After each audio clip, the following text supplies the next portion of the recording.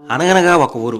ఆ ఊళ్ళో కొబ్బరి మొక్క నాటితే మగపిల్లలు పుట్టడం, అలాగే గులాబీ మొక్క నాటితే ఆడపిల్లలు పుట్టడం ఆశ్చర్యంగా ఉంది కదా. నాకు కూడా అలానే ఉంది. చిక్కంలో వెలిసిన స్వామి కనుక శివదేవుని చిక్కన.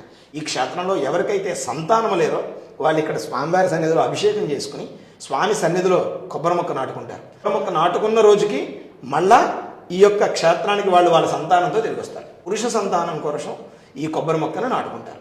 ప్రస్తుతం ఆంధ్రప్రదేశ్ రాష్ట్రంలోని పశ్చిమ గోదావరి జిల్లాలోని పాలకొల్లు మండలానికి సంబంధించిన శివదేవుని చిక్కల అనే గ్రామంలో కొబ్బరి మొక్క నాటితే మగపిల్లలు పుడుతున్నారని వివరాలు సేకరించడానికి ఆ ఊళ్ళోకి వెళ్తే మొదట్లోనే ఒక సుమారు 150 సంవత్సరాల క్రితం ఒక పురాతన మట్టి గోడలతో నిర్మించిన ఒక పొడవైన భవనం కనిపించింది. గోదావరి జిల్లాలో ఇంతవరకు ఎప్పుడు చూడని ఒక పొడవైన మేడ గురించి, అలాగే శివదేవుని చిక్కల అనే గ్రామం గురించి ఈ వీడియో.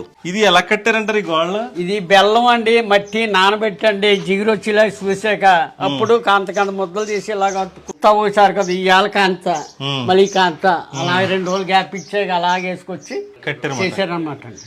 వడ్డే సరోజినీదేవి గారు వాయించినవి అనమాట. 140 years అంటే చాలా తేలిగ్గా ఉందండి ఇది. అసలు నేను బరువుగా ఉంటదేమో అనుకున్నాను కానీ అలా లేదు. స్వామివారికి ఇది రక్తం కారినటువంటి చారు. ఇక్కడ దాకా ఒక చిక్కం మరక, పక్కన ఒక చిక్కం యొక్క మరక కింద సంతానం లేనటువంటి అందరికీ కూడా మగపిల్లవాడు తప్పనిసరిగా ఇక్కడ స్వామివారికి అభిషేకం చేసుకుని కొబ్బరి మొక్క పాతితే స్వామివారి అనుగ్రహంతో సంతానం కలుగుతుంది అనేటువంటిది విశేషమైనటువంటి స్థల పురాణం. ప్రస్తుత కాలంలో చాలా మంది పిల్లలు